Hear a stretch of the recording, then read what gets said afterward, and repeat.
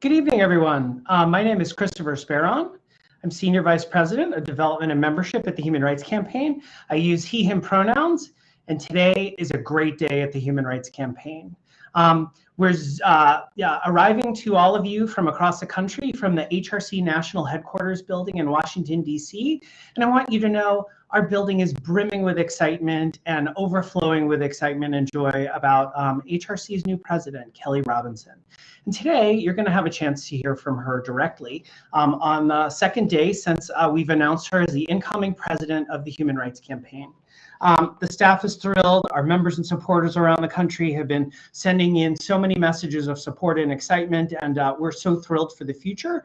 And we're thrilled to give you a chance as a key supporter for this organization to be part of the very first town hall with Kelley.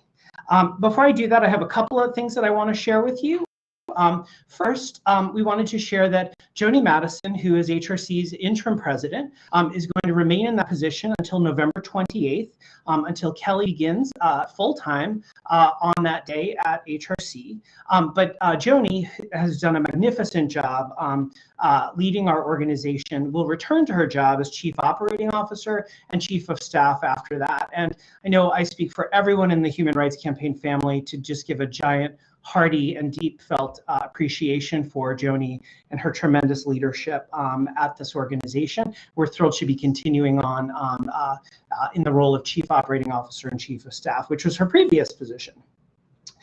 So I have the honor to introduce two HRC leaders. There are board chairs. They are Morgan Cox and Jodie Patterson. They're here today to actually introduce Kelley to all of you. So it is my pleasure to hand it over to them as we get underway. Morgan and Jodie, take it away. Thank you. Thank you so much, Chris. Hello, everyone. I am Morgan Cox. I use he, him pronouns, and I'm chair of Human Rights Campaign Board of Directors.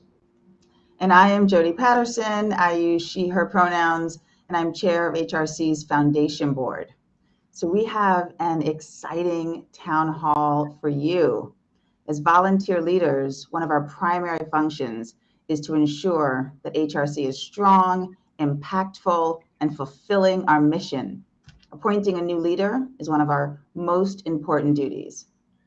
That's exactly right, Jodie. And after an extensive engagement with staff, with volunteers in our community across the country, we learned exactly what type of leader HRC needs to take us boldly into the future. The Executive Search Committee was co-chaired by Gwen Baba from Los Angeles and Jamal Webster from New York, both of whom were committed to facilitating an executive search effort that not only anchored diversity, equity, and inclusion through every aspect of the process, but also ensured we leveraged various networks to enhance the diversity of the candidate pool.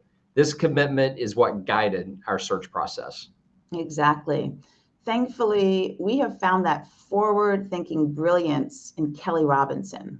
Kelley is widely respected for her work in leadership, creating diverse winning coalitions, building political power with a focus on underserved and the most marginalized communities, and creating programs that change culture for the better. She led the largest political program in Planned Parenthood Action Fund's history and has been at the center of the critical fight to protect against repealing the Affordable Care Act and defunding Planned Parenthood, which saved access to critical life-saving healthcare services for millions of Americans, including many in the LGBTQ+ community. These past months have reminded us why equality and liberation work is so important. And we believe Kelley Robinson is exactly the right person to help lead us in the fight for all LGBTQ+ people around the world. We are so excited to build on the tremendous work of our HRC teams and to grow our strength, compassion, knowledge, and reach through the visionary leadership of Kelley Robinson. Before we introduce Kelley live, let's take a look at her introductory video. I feel like I see this American crisis every day. I've spent my life working in the fight for reproductive rights. My wife works in gun violence prevention. We have a 1-year-old in the midst of a formula shortage. Like every single day, just in my house, I experience a crisis. And at the same time, I know it's not just me, right? Like whether you care about voting rights or trans kids in schools or abortion access, no matter what the issue is, we are all experiencing an acute crisis right now, specifically the LGBTQ plus community. We are seeing bullying in schools. We're seeing attacks on trans kids. We've seen the deadliest year on record for trans lives. That's the moment that we are in. But the real facts of the matter are that even though this moment is dark and it's hard, there is immeasurable opportunity in front of us for what's possible for our people. Because with crisis, there's always this moment of reckoning that comes, and with reckoning, there's an opportunity for transformation in ways that we've never seen, felt, or experienced before. I believe that we can make big, generational change happen right now, and I believe that we can do it together. I'm Kelley Robinson, and I'm the new president of the Human Rights Campaign. It's not lost on me that I literally and figuratively am not supposed to be here. I wouldn't be standing here today without the work of organizations like this to fight for marriage equality. Yes, because it allowed me and my partner to get married, but also because it allowed us to get the benefits, to see each other in the hospital when we're sick, to start to build the family of our dreams with our child, to be able to purchase a home together.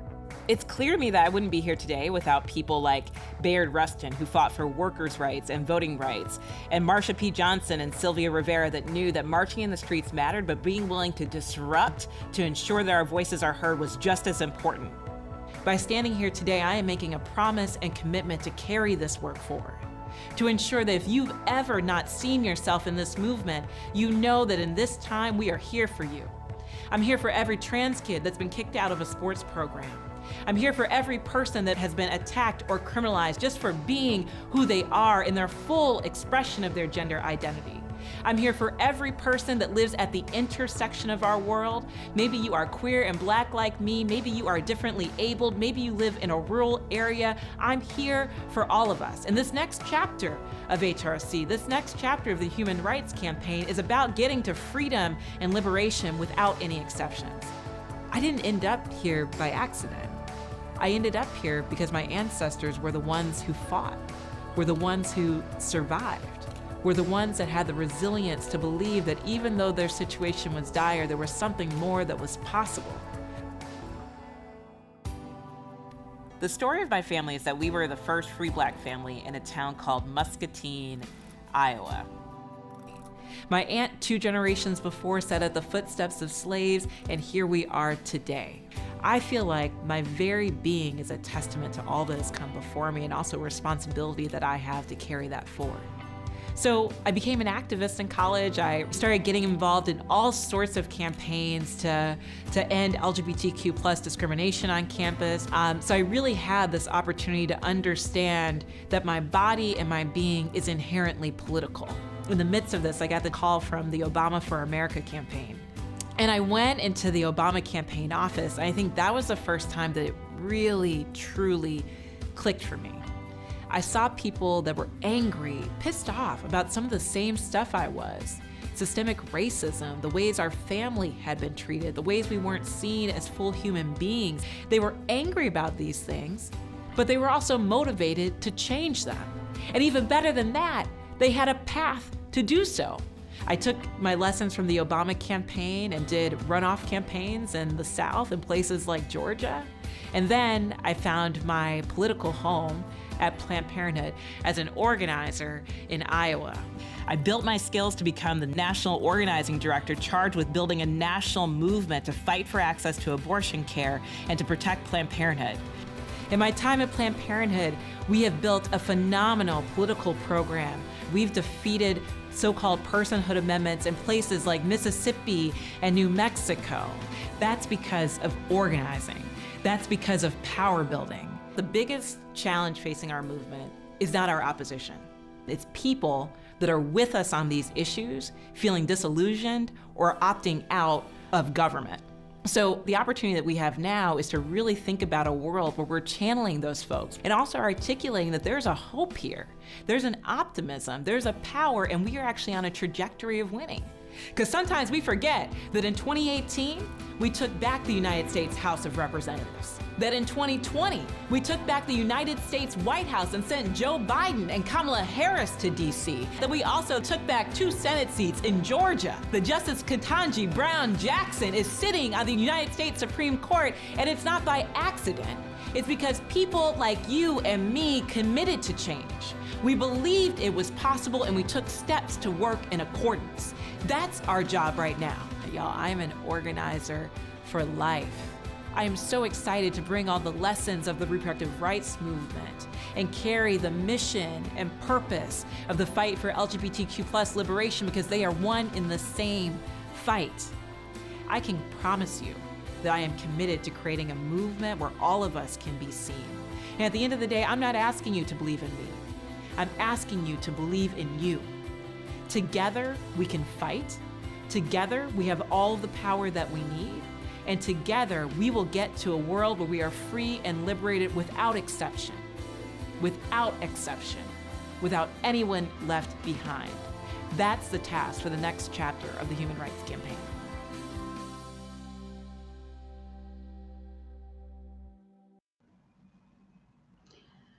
Whew, folks, it is so clear.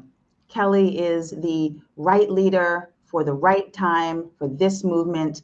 We are thrilled to introduce to you the next president, our next president, Kelley Robinson.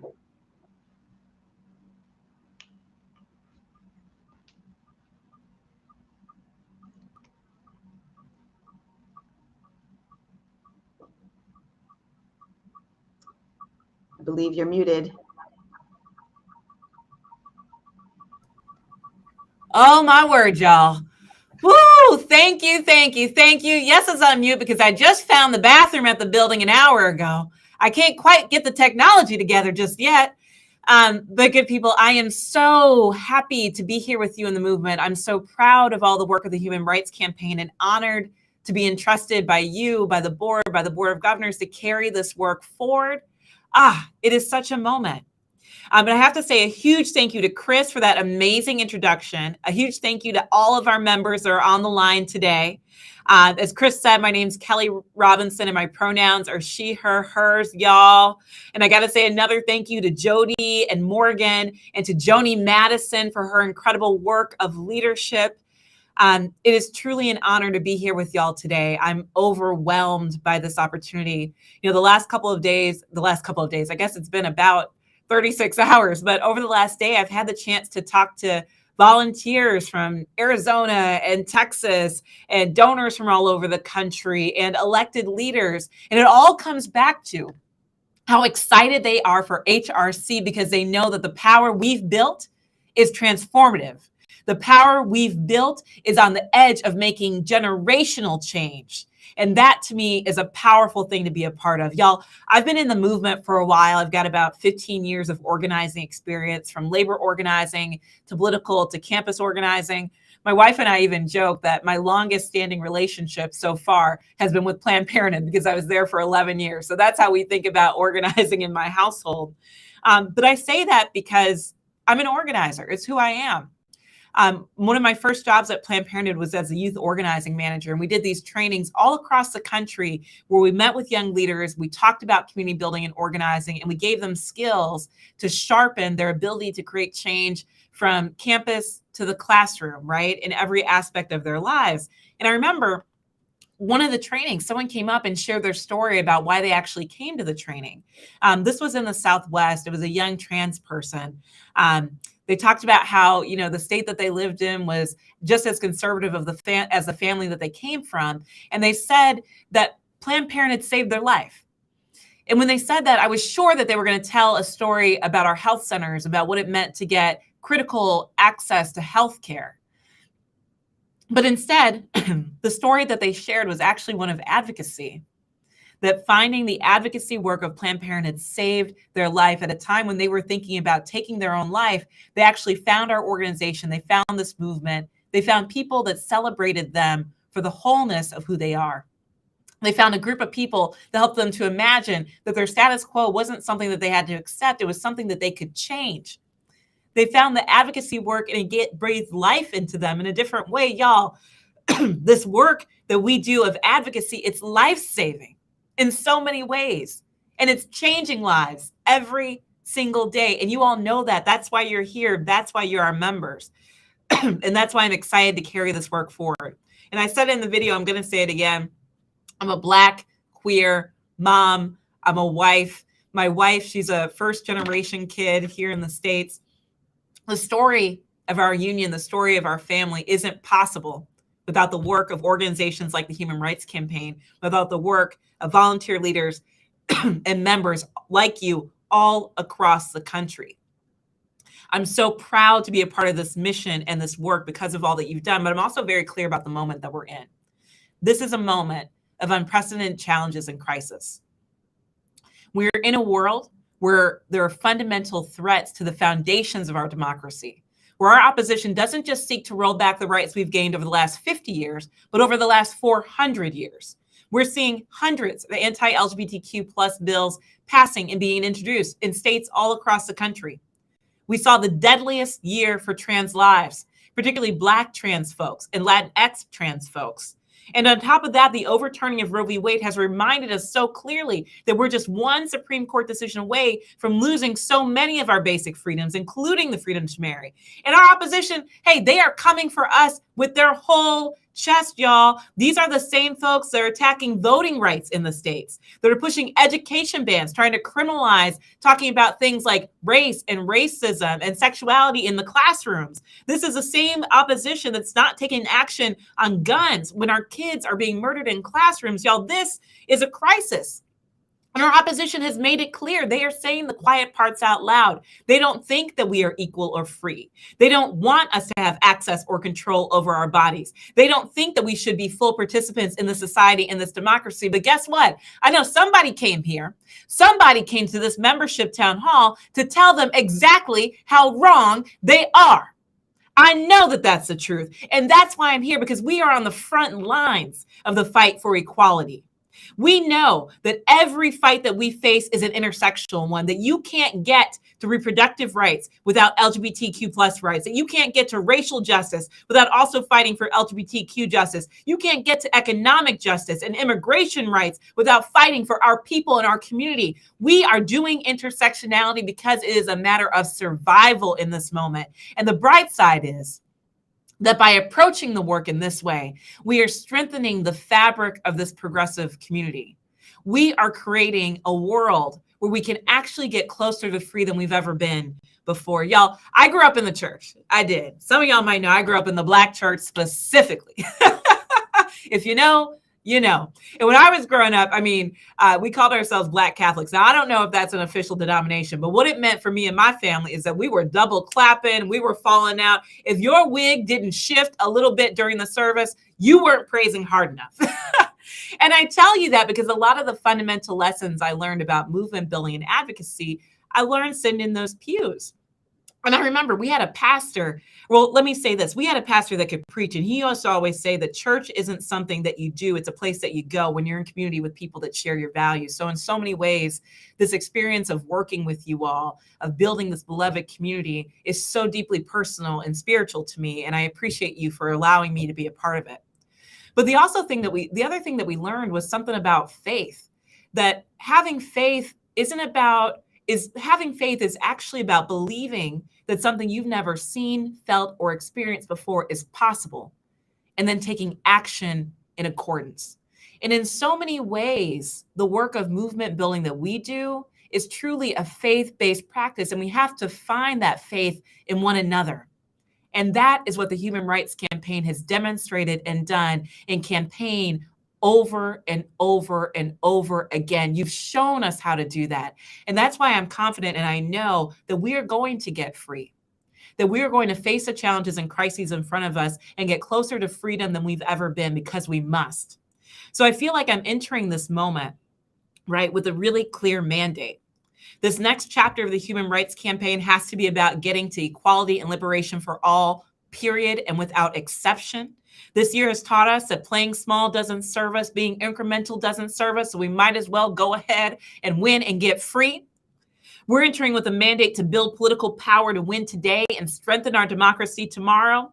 And we're entering with a mandate to build a world where every LGBTQ person can be healthy and joyful and celebrated in all aspects of our lives. That's what we're going to build together. And I'm so excited about that. And I know that we can do it. And to get there, what we've got to do is love each other enough to be willing to fight, to refuse to give up, to believe that we can win together. We've got to be a pain in the neck to every elected leader who won't commit wholeheartedly to put our interests at the center of every policy and every law. Y'all, we're not looking for supporters anymore. We're looking for champions, okay? And we've got to be willing to link arms together. All of us, Black and brown folks, immigrants, trans folks, every member of our community, because none of us is free until all of us are free. And is anybody ready to truly get free? I am so energized by this moment, by all of you, and I'm honored to serve. So above anything, I just want you to know that I am so appreciative of the work that you've done and feel such an honor and privilege to get to serve with you in this moment. And I just know that something special is afoot. Something special is at hand. So thank you for having me. And I hope to see so many more of you as I travel the country, go to our events, see our people, and we win these urgent crises that are in front of us. Thank you. Kelley, I am fired up and ready to go. And I'm hoping you've energized all of our members as well. And for those of you out there who are excited by Kelley's leadership, go to hrc.org and volunteer for us. Get involved. Be part of this movement. We need you now more than ever. And Kelley's going to help us be a pain in the neck for those elected officials, be in community with each other, and really make transformational change. So Kelley, I wanted to share a couple of notes from some of our members and supporters from around the country. We've been inundated with tremendous love and excitement in your leadership. And I just have a couple of quick notes that I wanted to share with all of our members, but also for you to hear, just how excited people are. And we got a note from Rebecca in Kansas, and she said, "So good to meet you, Kelley. I'm a differently abled mother of 6 and a grandmother of 6. My youngest daughter identifies as non-binary queer, just recently coming out as queer to our family. I'm a monthly contributor to HRC and so proud to see the HRC bumper sticker on people's cars here in Lawrence, Kansas. Wishing you great success as new president. I'm ready for the fight and right for all LGBTQI peoples. Thank you for all you've done and will do." So isn't that great? So in addition, Joanne from Massachusetts said, "Watching Kelley's video has lit a spark that I haven't felt in years. A huge welcome to Kelley and a bigger thank you to HRC for being such a powerful leader to the fight for equality." Eric from California says, "Thank you. Looking forward to seeing through your leadership at HRC, working through all of the nonsense we have to deal with due to the conservatives and their anti-everything LGBTQ plus related issues. Again, I thank you for stepping in and helping us all." Rachel from Texas says, "Good work. Thank you. I'm a great grandmother who's fought for rights before, and now we have to fight all over again. We have to win for the future. Thank you for your help." And finally, Lauren from Illinois says, "Thank you so much for joining us and leading us in the revolution and transformational shifts we're all needing. Love to you and all the best for your meaningful service. Peace and hugs." That's just a quick sample, Kelley. I mean, there are literally hundreds and hundreds of messages floating into this organization, seeing the hope and the spirit that you're bringing to our work. And I know so many people are on board with us, and we know we're going to go get so many more to be involved in the work. Chris, I am floored. I am absolutely humbled and honored. And I'm also ready to get to work. We are going to win together. Thank you all so much. Yeah, so I'm going to bring Morgan and Jodie back for a little final goodbye. And then, Kelley, we're going to let you have the final word. Kelley, I just want to say, if more is possible, I am more committed. I'm deeply committed because of you and because of the commitment by the organization to you. This is an optimistic time. This is a time where we will boldly go into the future. And I thank you for helping to usher us into that forward movement. We are with you 100%. Thank you so much. 100%. That's exactly right, Jodie. Kelley, I just wanted to add my heartfelt appreciation to you and and all of us and our 3.2 million members are here to support you. Amazing, amazing, amazing. I am so pumped. I'm honored. I'm fired up. Y'all, I'm about to go listen to Break My Soul by Beyonce. That's the kind of energy I'm getting from this whole town hall. Y'all, from the bottom of my heart, thank you.